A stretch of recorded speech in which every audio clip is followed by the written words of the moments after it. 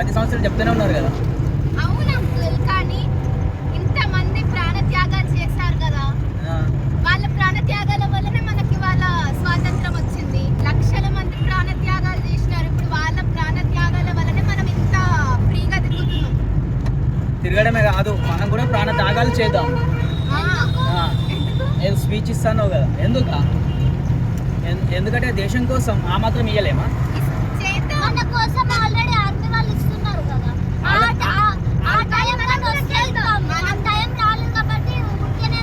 వాళ్ళకి మనం సపోర్ట్ చేద్దాం. చేద్దాం. గీతిక నువ్వు ఏదో స్పీచ్ ఇస్తాను, ఏది?